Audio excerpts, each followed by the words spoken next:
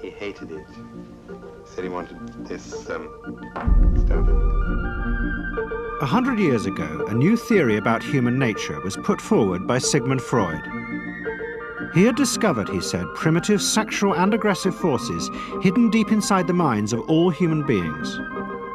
Forces which, if not controlled, led individuals and societies to chaos and destruction. This series is about how those in power have used Freud's theories to try and control the dangerous crowd in an age of mass democracy. At the heart of the story is not just Sigmund Freud, but other members of the Freud family.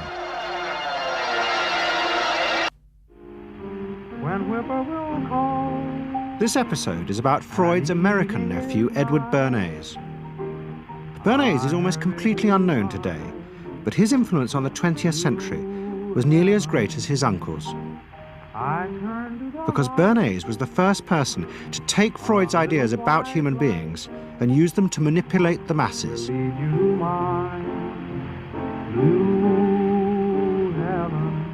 He showed American corporations for the first time how they could make people want things they didn't need by linking mass-produced goods to their unconscious desires.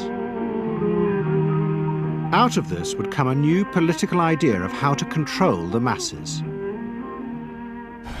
By satisfying people's inner selfish desires, one made them happy and thus docile. It was the start of the all-consuming self, which has come to dominate our world today.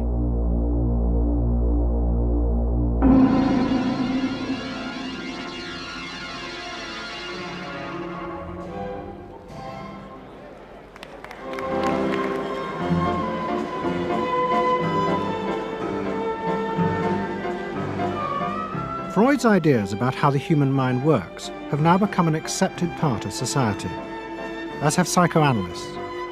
Every year, the psychotherapist's ball is held in a grand palace in Vienna. This is the psychotherapy ball. Psychotherapists come, some advanced patients come, or former patients come, and many other people, friends, but also people from the Viennese society who like to go to a nice, elegant, comfortable ball. But it was not always so. 100 years ago, Freud's ideas were hated by Viennese society. At that time, Vienna was the center of a vast empire ruling Central Europe. And to the powerful nobility of the Habsburg court, Freud's ideas were not only embarrassing, but the very idea of examining and analyzing one's inner feelings was a threat to their absolute control. You see, at that time, these people had the power. And of course, you just were not allowed to show your bloody feelings. I mean, you just couldn't. You know, I mean, you couldn't, if you were unhappy. Can you imagine, for instance, you sit somewhere in the country in a castle, you are deeply unhappy, you are a woman. You couldn't go to your maid and cry on her shoulders, or you couldn't go into the village and complain, you know, about your feelings. I mean, you couldn't, it was like selling yourself to somebody. You just couldn't, you know? Because they had to respect you. Now, of course, Freud, you see, put that thought very much into question, because you see, to examine yourself, you would have to put a lot of other things into question, your society, everything that surrounds you. And that wasn't a good thing at that time. Why not? Because your self-created empire, to a certain extent, would have fallen into bits much earlier already. But what frightened the rulers of the empire even more was Freud's idea that hidden inside all human beings were dangerous instinctual drives. Freud had devised a method he called psychoanalysis. By analyzing dreams and free association, he had unearthed, he said, powerful sexual and aggressive forces, which were the remnants of our animal past. Feelings we repressed because they were too dangerous.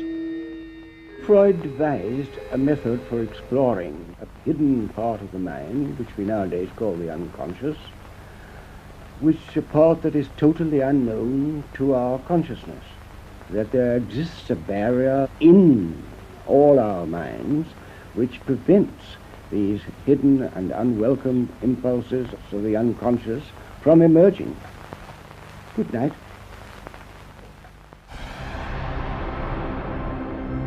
In 1914, the Austro-Hungarian Empire led Europe into war.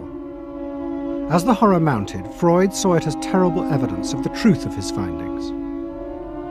The saddest thing, he wrote, is that this is exactly the way we should have expected people to behave, from our knowledge of psychoanalysis.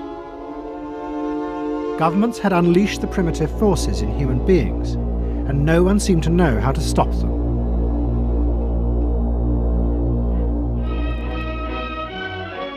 At that time, Freud's young nephew, Edward Bernays, was working as a press agent in America. His main client was the world-famous opera singer Caruso, who was touring the United States.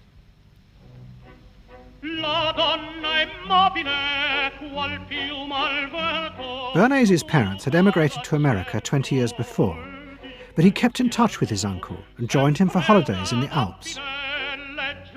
But Bernays was now about to return to Europe for a very different reason.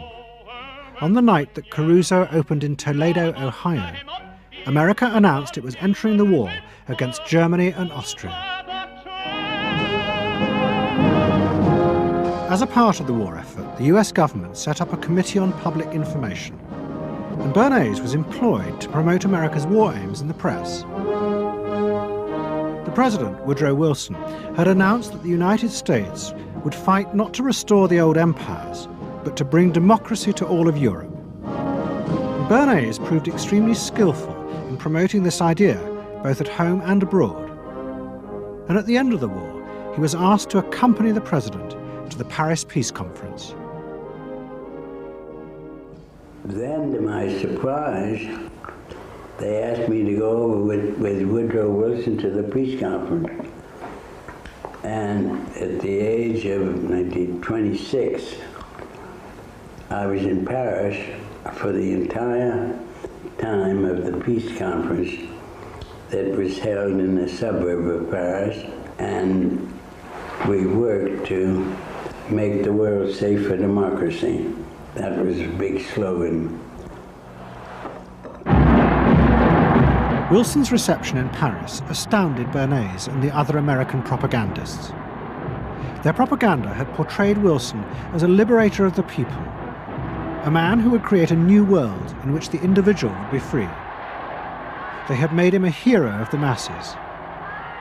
And as he watched the crowd surge around Wilson, Bernays began to wonder whether it would be possible to do the same type of mass persuasion, but in peacetime. When I came back to the United States, I decided that if you could use propaganda for war, you could certainly use it for peace. And propaganda got to be a bad word because of the Germans using it.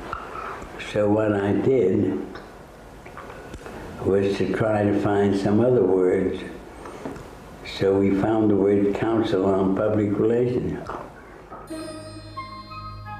Bernays returned to New York and set up as a public relations counsel in a small office off Broadway.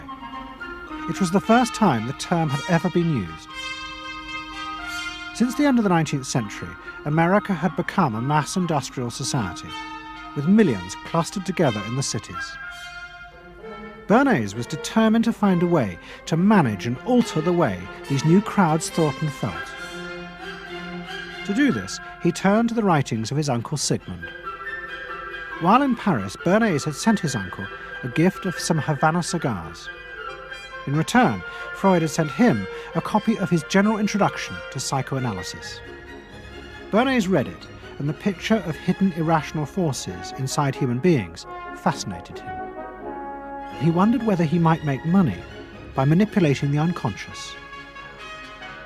What Eddie got from Freud was indeed this idea that there is a lot more going on in human decision-making, not only among individuals, but even more importantly among groups, than this idea that information drives behavior. And so Eddie began to formulate this idea that you had to look at things that would play to people's irrational emotions And you see, that moved Eddie immediately into a different category from other people in his field and most government officials and managers of the day who thought if you just hit people with all this factual information, they would look at that and say, oh, of course. And Eddie knew that was not the way the world worked. Bernays set out to experiment with the minds of the popular classes.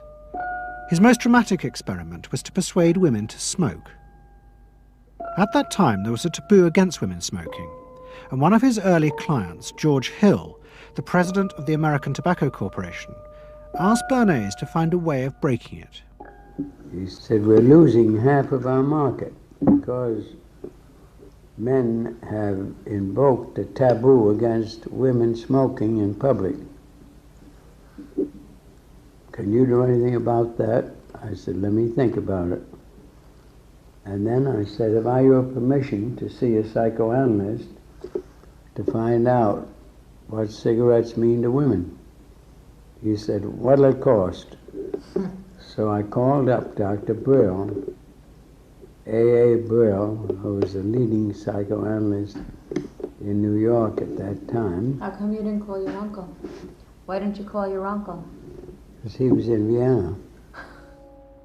A.A. Brill was one of the first psychoanalysts in America, and for a large fee he told Bernays that cigarettes were a symbol of the penis and of male sexual power. He told Bernays that if he could find a way to connect cigarettes with the idea of challenging male power, then women would smoke, because then they would have their own penises. Every year, New York held an Easter Day parade to which thousands came, and Bernays decided to stage an event there. He persuaded a group of rich debutantes to hide cigarettes under their clothes. Then they should join the parade, and at a given signal from him, they were to light up the cigarettes dramatically. Bernays then informed the press that he had heard that a group of suffragettes were preparing to protest by lighting up what they called torches of freedom. He knew this would be an outcry, and he knew that all of the photographers would be there to capture this moment. And so he was ready with a phrase which was torches of freedom.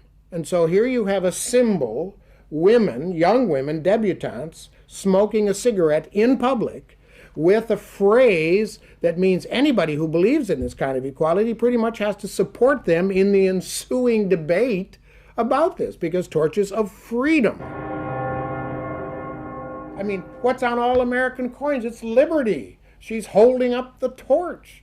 You see, and so all of this is there together. There's emotion, there's memory, there's a rational phrase, even though it's using a lot of emotional elements. It's a phrase that works in a rational sense. All of this is together.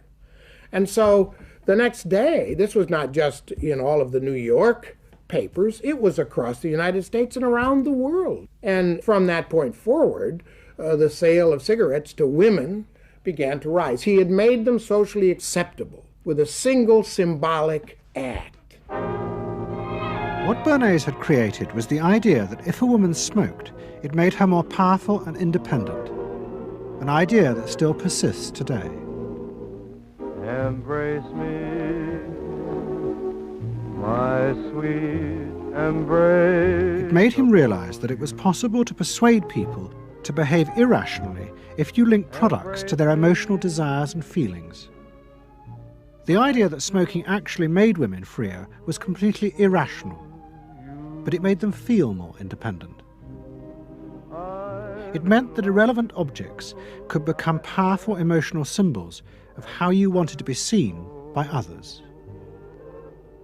Eddie Bernays saw the way to sell product was not to sell it to your intellect, that you ought to buy an automobile, but that you will feel better about it if you have this automobile. I think he originated that idea, that they weren't just purchasing something, but they were engaging themselves emotionally or personally in the product or service. That it's not, you think you need a new piece of clothing, but you'll feel better with the piece of clothing. That was his contribution in a very real sense. We see it all over the place today, but I think he originated the idea of the emotional connect to a product or service. What Bernays was doing fascinated America's corporations. They had come out of the war rich and powerful, but they had a growing worry. The system of mass production had flourished during the war, and now millions of goods were pouring off production lines.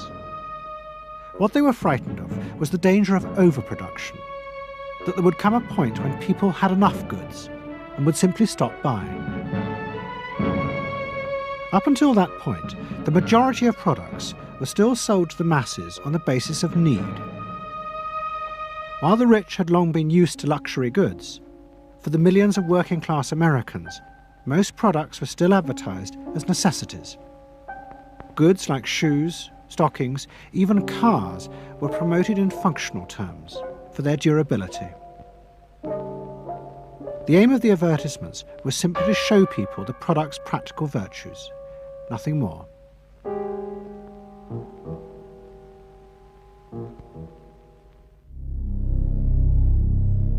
What the corporations realized they had to do was transform the way the majority of Americans thought about products. One leading Wall Street banker, Paul Mazur of Lehman Brothers, was clear about what was necessary. We must shift America, he wrote, from a needs to a desires culture. People must be trained to desire, to want new things even before the old have been entirely consumed. We must shape a new mentality in America. Man's desires must overshadow his needs. Prior to that time, there was no American consumer. There was the American worker, and there was the American owner, and they manufactured and they saved and they ate what they had to, and the people shopped for what they needed. And while the very rich may have bought things they didn't need, most people did not. And Mazur envisioned a break with that, where you would have things that you didn't actually need, but you wanted, as opposed to needed. And the man who would be at the center of changing that mentality for the corporations was Edward Bernays. Bernays really is the guy within the United States, more than anybody else, who sort of brings to the table psychological theory as something that is an essential part of how, from the corporate side, of how we are going to appeal to the masses effectively. And the whole sort of merchandising establishment and sales establishment is ready for Sigmund Freud. I mean, they are ready for understanding what motivates the human mind. And so that there's this real openness to Bernays' techniques being used to sell products to the masses. Beginning in the early 20s, the New York banks funded the creation of chains of department stores across America. They were to be the outlets for the mass-produced goods, and Bernays' job was to produce the new type of customer.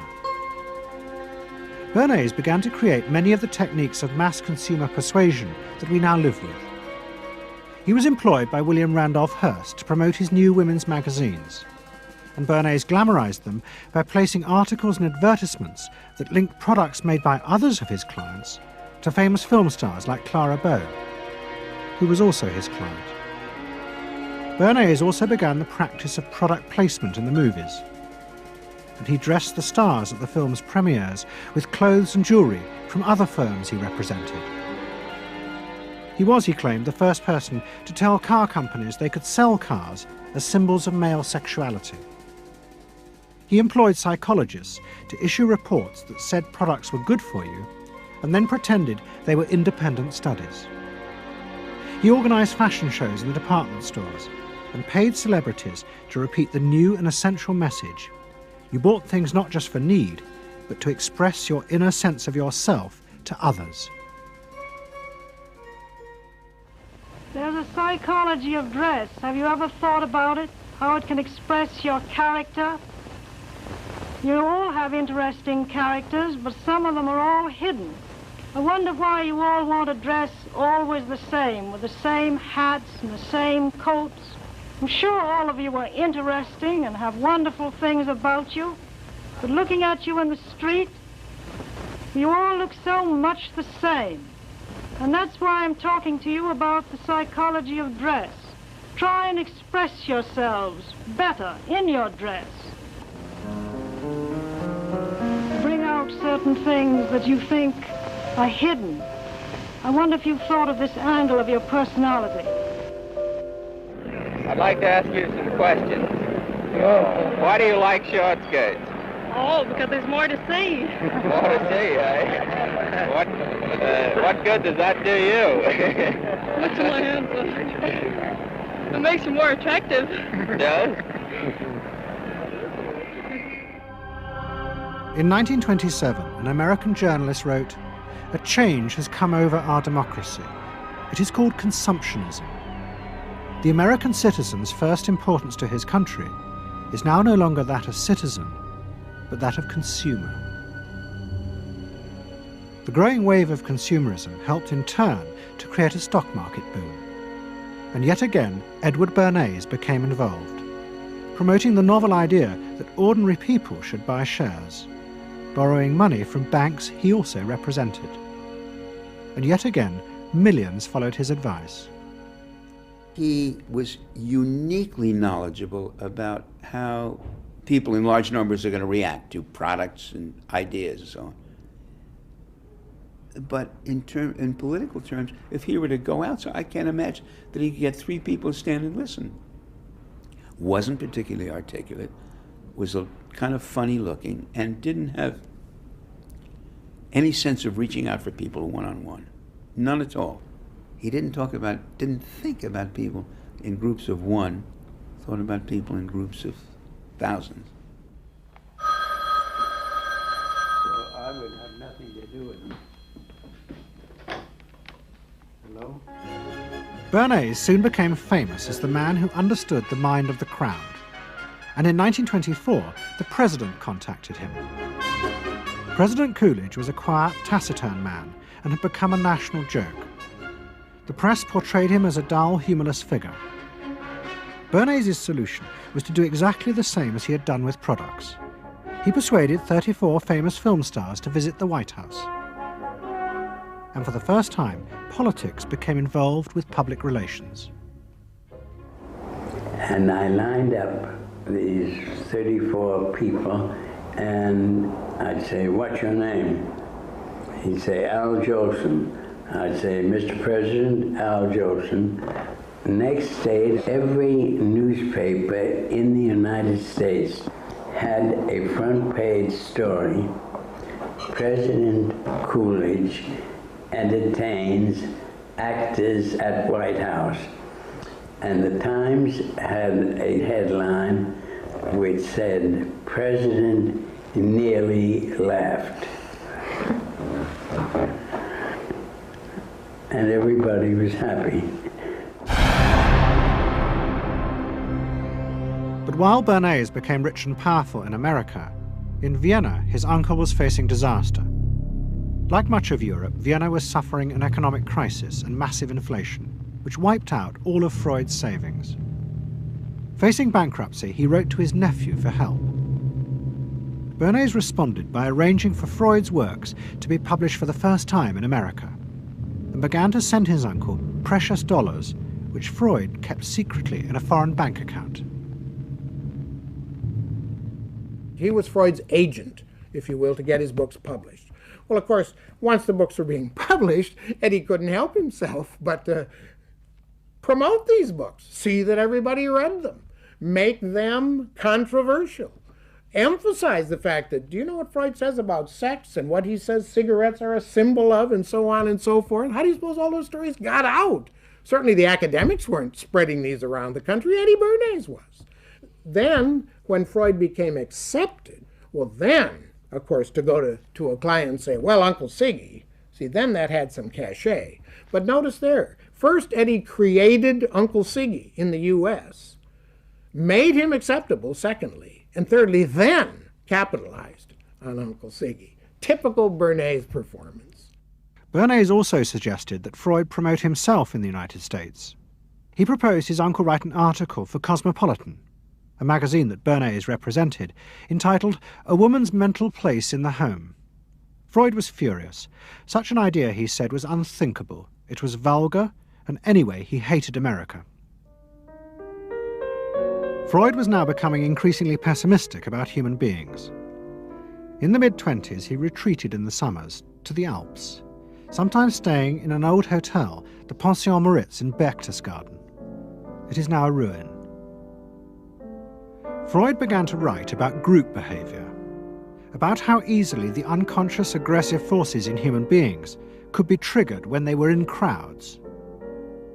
Freud believed he had underestimated the aggressive instincts in human beings. They were far more dangerous than he had originally thought. After World War I, Freud was basically a pessimist. He felt that man is an impossible creature, a very, very sadistic and bad species, and did not believe that man can be improved. Man is a ferocious animal, the most ferocious animal that exists. They enjoy torturing and killing, and he didn't like man. The publication of Freud's works in America had an extraordinary effect on journalists and intellectuals in the 1920s. What fascinated and frightened them was the picture Freud painted of submerged, dangerous forces lurking just under the surface of modern society. Forces that could erupt easily to produce the frenzied mob which had the power to destroy even governments. It was this they believed had happened in Russia. To many, this meant that one of the guiding principles of mass democracy was wrong. The belief that human beings could be trusted to make decisions on a rational basis. The leading political writer, Walter Lippmann, argued that if human beings were in reality driven by unconscious, irrational forces, then it was necessary to rethink democracy. What was needed was a new elite who could manage what he called the bewildered herd. This would be done through psychological techniques that would control the unconscious feelings of the masses.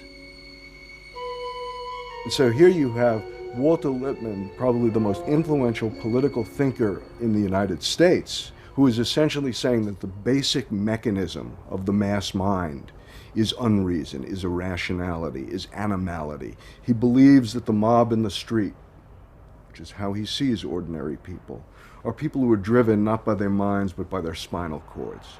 The notion of kind of animal drives, unconscious instinctual drives lurking beneath the surface of civilization.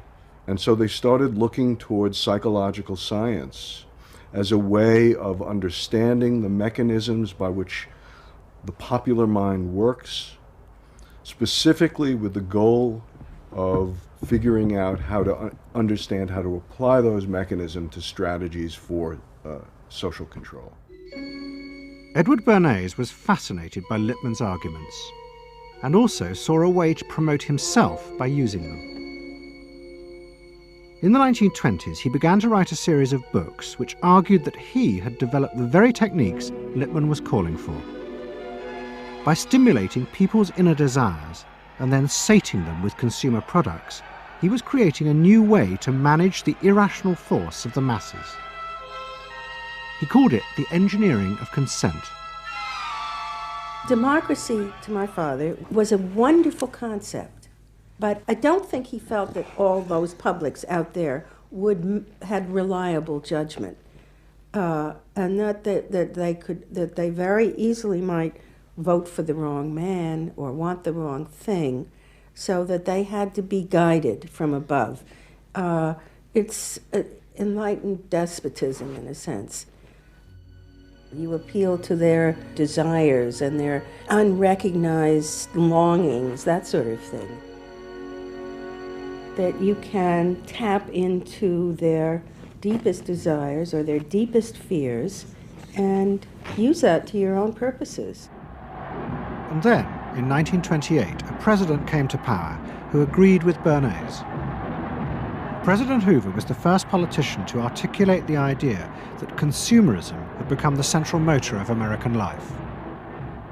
After his election, he told a group of advertisers and public relations men, "You have taken over the job of creating desire and have transformed people into constantly moving happiness machines. Machines which have become the key to economic progress." What was beginning to emerge in the 1920s was a new idea of how to run mass democracy. At its heart was the consuming self, which not only made the economy work, but was happy and docile, and so created a stable society. Both Bernays and Littman's concept of managing the masses takes the idea of democracy and it turns it into a palliative. It turns it into giving people some kind of feel-good medication that will respond to an immediate pain or an immediate yearning, but will not alter the objective circumstances one iota. I mean, democracy really, the idea of democracy at its heart was about changing the relations of power that had governed the world for so long. And Bernays' concept of democracy was one of maintaining the relations of power, even if it meant that one needed to sort of stimulate the psychological lives of the public. And in fact, in his mind, that was what was necessary. That if you can keep stimulating the irrational self, then leadership can basically go on doing what it wants to do. Bernays now became one of the central figures in a business elite that dominated American society and politics in the 1920s. He also became extremely rich and lived in a suite of rooms in one of New York's most expensive hotels, where he gave frequent parties. Oh my goodness. He had a home in the corner suite of the Sherry Netherland Hotel. And here's this wonderful suite with all these windows looking out on Central Park and across at the plaza and on the square. And he would use this place to hold a soiree. The mayor would come. All the media leaders would come, the political leaders, the business leaders, the people in the arts. I mean, it was a who's who. People wanted to know Eddie Bernays because, you know, he himself became a sort of a famous man, a sort of a magician who could make these things happen. He knows everybody. He knows the mayor and he knows the senator and he calls politicians on the telephone as if he did get literally a high or a bang out of doing what he did. And that's fine, but it can be a little hard on the people around you, especially when you make other people feel stupid. People who worked for him were stupid, and children were stupid, and if people did things in a way that he wouldn't have done them, they were stupid. It was a word that he used over and over and over, dope and stupid. And the masses? They were stupid.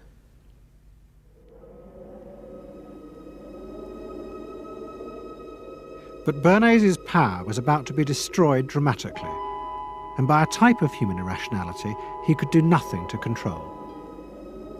At the end of October 1929, Bernays organised a huge national event to celebrate the 50th anniversary of the invention of the light bulb. President Hoover, the leaders of major corporations, and bankers like John D. Rockefeller were all summoned by Bernays to celebrate the power of American business. But even as they gathered, news came through that shares on the New York Stock Exchange were beginning to fall catastrophically. Throughout the 1920s, speculators had borrowed billions of dollars. The banks had promoted the idea that this was a new era where market crashes were a thing of the past. But they were wrong. What was about to happen was the biggest stock market crash in history.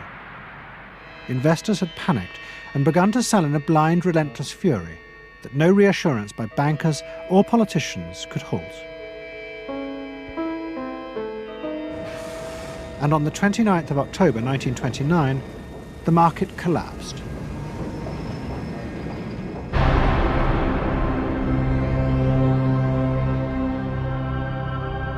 The effect of the crash on the American economy was disastrous. Faced with recession and unemployment, millions of American workers stopped buying goods they didn't need. The consumer boom that Bernays had done so much to engineer disappeared, and he and the profession of public relations fell from favour. Bernays' brief moment of power seemed to be over.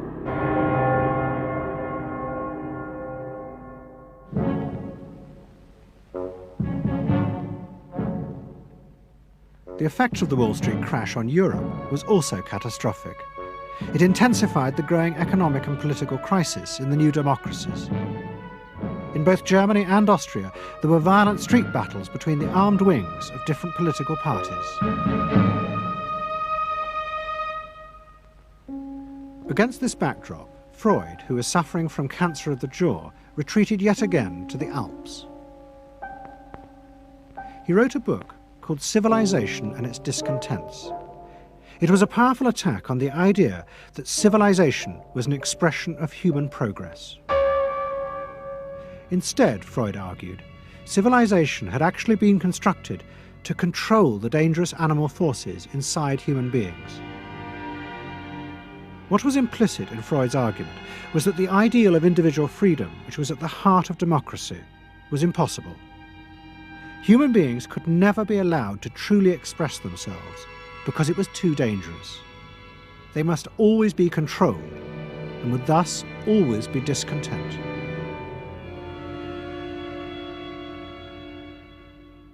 Man doesn't want to be civilized, and he is, civilization brings discontent, but it's necessary to survival. Otherwise he couldn't survive. So he must be discontent, because this would be the only way to keep him within limits. But what did Freud think about the idea of the equality of man? He didn't believe in it. We had 32 parties, and Hitler said, before those parties don't vanish, there is no Germany. That's true. You can't have 32 parties, and so they felt this one person will put an end to this comedy. Freud was not alone in his pessimism. Politicians like Adolf Hitler emerged from a growing despair in the 1920s about democracy. The Nazis were convinced that democracy was dangerous because it unleashed a selfish individualism, but didn't have the means to control it. Hitler's party, the National Socialists, stood in elections, promising in their propaganda that they would abandon democracy because of the chaos and unemployment it led to. Die Parteien versprachen den Himmel auf Erden.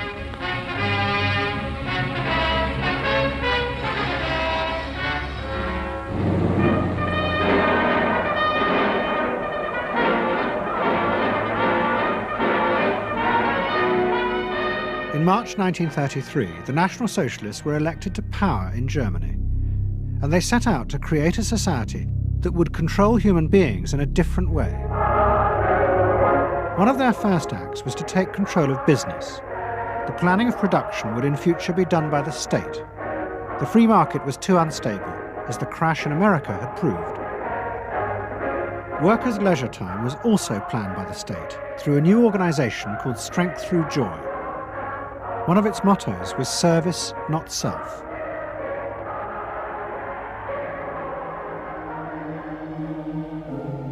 But the Nazis did not see this as a return to an old form of autocratic control. It was a new alternative to democracy, in which the feelings and the desires of the masses would still be central, but they would be channeled in such a way as to bind the nation together. The chief exponent of this was Joseph Goebbels, the Minister of Propaganda. Es mag gut sein, Macht zu besitzen, die auf Gewehren ruht. Besser aber und beglückender ist es, das Herz eines Volkes zu gewinnen und es auch zu behalten. Goebbels organised huge rallies whose function, he said, was to forge the mind of the nation into a unity of thinking, feeling and desire.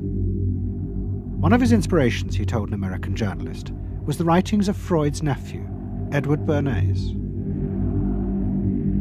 In his work on crowd psychology, Freud had described how the frightening irrationality inside human beings could emerge in such groups.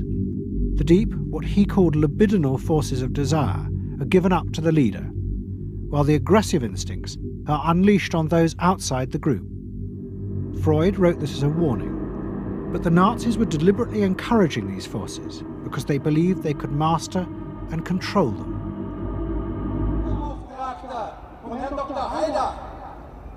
Well, Freud was saying that masses are bound by libidinal forces.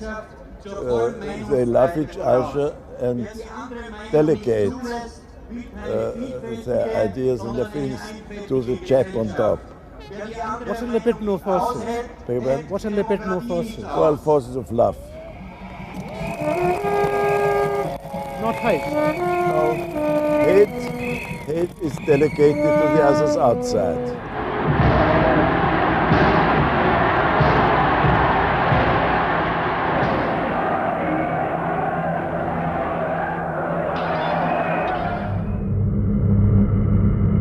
It's the mob.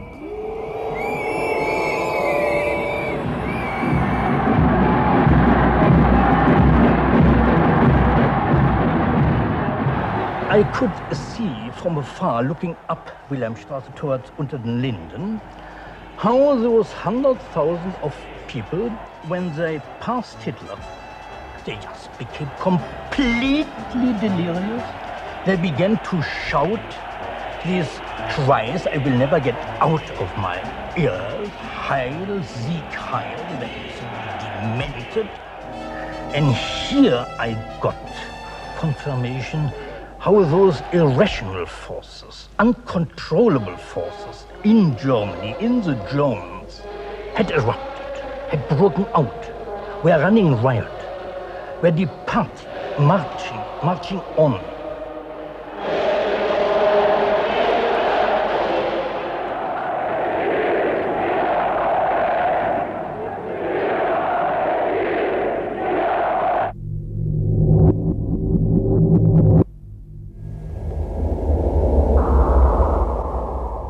And in America too, democracy was under threat from the force of the angry mob. The effect of the stock market crash had been disastrous. There was growing violence as an angry population took out their frustration on the corporations who were seen to have caused this disaster. Then, in 1932, a new president was elected who was also going to use the power of the state to control the free market.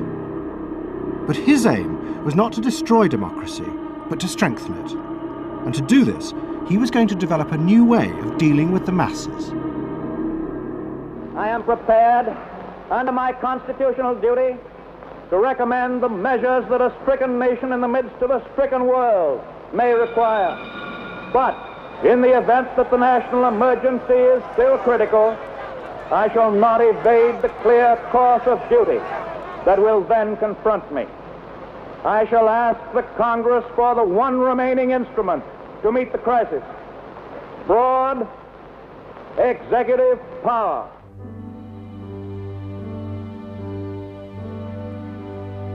It was the start of what would become known as the New Deal. Roosevelt assembled a group of young technocrats and planners in Washington. He told them that their job was to plan and run giant new industrial projects for the good of the nation. Roosevelt was convinced that the stock market crash had shown that laissez-faire capitalism could no longer run modern industrial economies. It had become the job of government. Big business was horrified, but the New Deal attracted the admiration of the Nazis, especially Joseph Goebbels. Wir betrachten die wirtschaftliche Entwicklung in Amerika mit dem allergrößten positiven Interesse. Und wir sind dort der festen Überzeugung, dass Präsident Roosevelt und seine Berater auf dem richtigen Wege sind. Es handelt sich in der Tat um das größte wirtschaftliche und soziale Problem aller Zeiten. Die vielen Millionen Arbeitslosen, die ihre Plätze an den Maschinen und in den Kontoren verloren haben, wieder an ihre alten Arbeitsstellen zurückzuführen. Das kann nicht allein der privaten Initiative überlassen werden. Ausschlaggebend ist, dass die öffentliche Hand mit positiven Maßnahmen eingreift. But although Roosevelt, like the Nazis, was trying to organize society in a different way, unlike the Nazis, he believed that human beings were rational and could be trusted to take an active part in government. Roosevelt believed it was possible to explain his policies to ordinary Americans and take into account their opinions. To do this, he was helped by the new ideas of an American social scientist called George Gallup. Favorite reading of New Deal Washington, the survey of U.S. public opinion. From offices at Princeton, New Jersey, a famed statistician, Dr. George Gallup, tells Washington from week to week what the nation is thinking. And in New York, Fortune magazine's analyst, Elmo Roper, compiles for publication a continuous record of the nation's approval or disapproval of how the country is being run. Gallup and Roper rejected Bernays' view that human beings were at the mercy of unconscious forces and so needed to be controlled. Their system of opinion polling was based on the idea that people could be trusted to know what they wanted. They argued that one could measure and predict the opinions and behaviour of the public if one asked strictly factual questions and avoided manipulating their emotions. Well, how about this one? Do you think Franklin D. Roosevelt's New Deal has been bad for the nation in general? No, that question's loaded. It automatically suggests an answer. Well, how about this? Is your present feeling toward President Roosevelt one of general approval or general disapproval? That's better. Prior to scientific polling, the view of many people was that you couldn't trust public opinion. It was irrational, that it was ill-informed, it's chaotic, unruly, and so forth. And so that opinion should be dismissed. But with scientific polling, I think it established very clearly that people are rational, that they do make good decisions, and this offers democracy a chance to be truly informed by the public, giving everybody a voice in the way the country is run. I know my father wouldn't necessarily say the voice of the public is the voice of God, but he did feel very much that the voice of the people is a rational voice and should be heard. What Roosevelt was doing was forging a new connection between the masses and politicians. No longer were they irrational consumers who were managed by sating their desires. Instead, they were sensible citizens who could take part in the governing of the country. In 1936, Roosevelt stood for re-election. He promised further control over big business. To the corporations, it was the beginning of a dictatorship.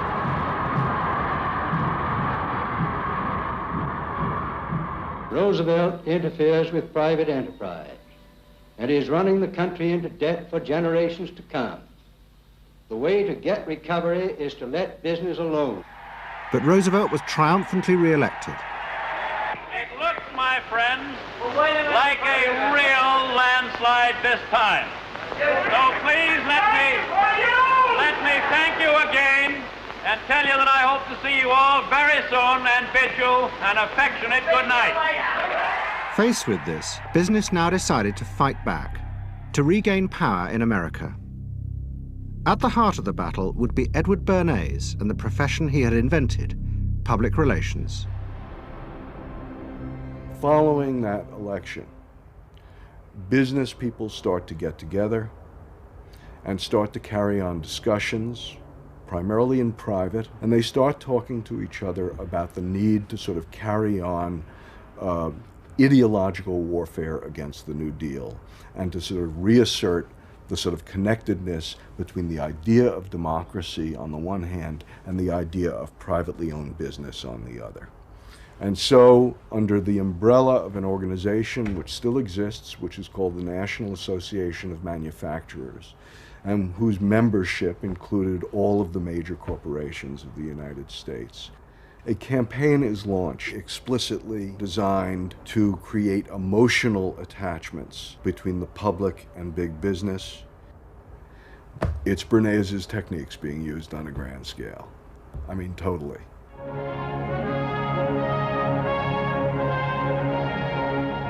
General Motors Parade of Progress, traveling the high roads and by roads of America, bringing to millions of Americans in their own hometown the fascinating story behind modern industry, showing... The campaign set out to show dramatically that it was business, not politicians, who had created modern America. A better mode of living for all of us. Bernays was an advisor to General Motors, but he was no longer alone.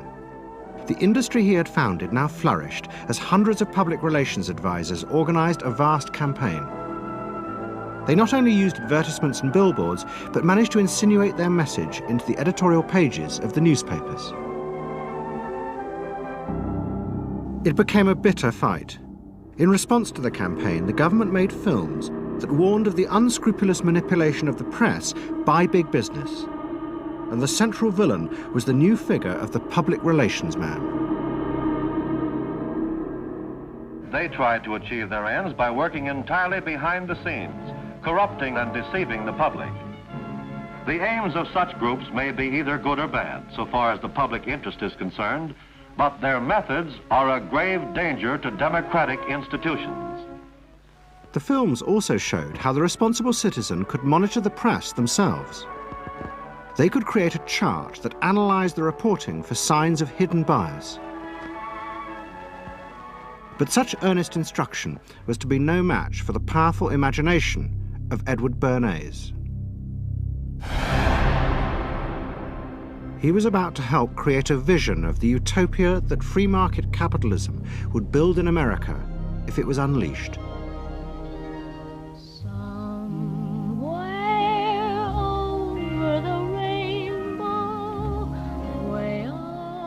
In 1939, New York hosted the World's Fair. Edward Bernays was a central advisor. He insisted that the theme be the link between democracy and American business.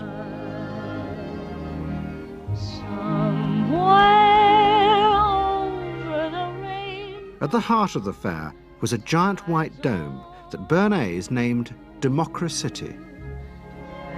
And the central exhibit was a vast working model of America's future, constructed by the General Motors Corporation.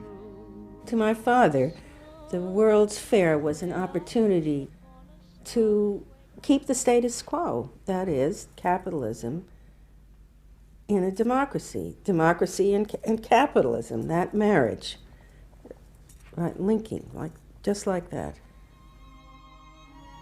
He did that by manipulating people and getting them to think that you couldn't have real democracy in anything but a capitalist society, which was capable of doing anything, of creating these wonderful highways, of making, moving pictures inside everybody's house, of telephones that didn't need cords, of sleek roadsters. I mean, it was consumerist, but at the same time, you inferred that in a funny way, democracy and capitalism went together. The World's Fair was an extraordinary success and captured America's imagination. The vision it portrayed was of a new form of democracy, in which business responded to people's innermost desires in a way politicians could never do. But it was a form of democracy that depended on treating people not as active citizens as Roosevelt did, but as passive consumers. Because this, Bernays believed, was the key to control in a mass democracy. It's not that the people are in charge, but that the people's desires are in charge. The people are not in charge. The people exercise no decision-making power within this environment. So democracy is reduced from something which assumes an active citizenry to the idea of the public as passive consumers. Driven primarily by instinctual or unconscious desires, and that if you can in fact trigger those needs and desires, you can get what you want from them. But this struggle between the two views of human beings as to whether they were rational or irrational was about to be dramatically affected by events in Europe. Events that would also change the fortunes of the Freud family. In March 1938, the Nazis annexed Austria. It was called the Anschluss. Hitler arrived in Vienna to an extraordinary outpouring of mass adulation. But even as he drove through the city, behind the scenes, the Nazis were systematically whipping up and unleashing the hatred of the crowd against the enemies of the new Greater Germany. The Anschluss was a kind of explosion of terrible hatred against the enemies, so-called enemies, or whatever they considered enemies, against the Jews totally, and also against a lot of very decent Austrians who had opposed the Nazis in Austria. They said it's legitimate, now you can do what you want, so they did it. Stealing, robbing and killing, I can't say it otherwise. And human depravity, of course, is always very near to normal behavior. It can change very quickly.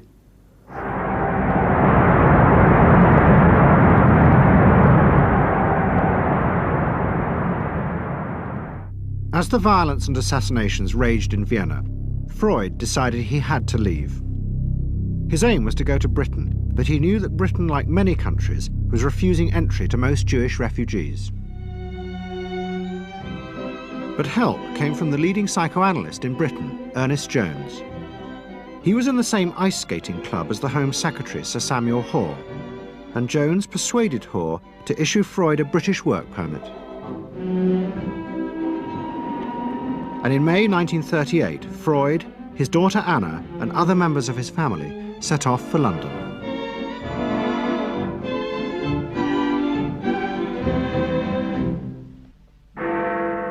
Freud arrived in London as Britain was preparing for war, and he settled with his daughter Anna in a house in Hampstead.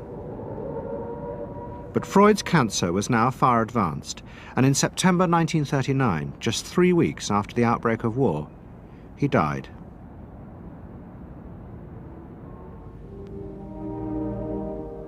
The Second World War would utterly transform the way governments saw democracy and the people they governed. Next week's programme will show how the American government, as a result of the war, became convinced there were savage, dangerous forces hidden inside all human beings, forces that needed to be controlled. The terrible evidence from the death camps seemed to show what happened when these forces were unleashed. And politicians and planners in post-war America would come to believe that hidden under the surface of their own population were the same dangerous forces. And they would turn to the Freud family to help control this enemy within.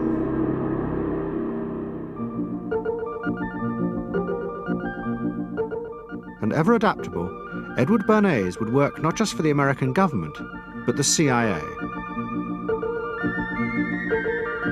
And Sigmund Freud's daughter, Anna, would also become powerful in the United States, because she believed that people could be taught to control the irrational forces within them. Out of this would come vast government programs to manage the inner psychological life of the masses.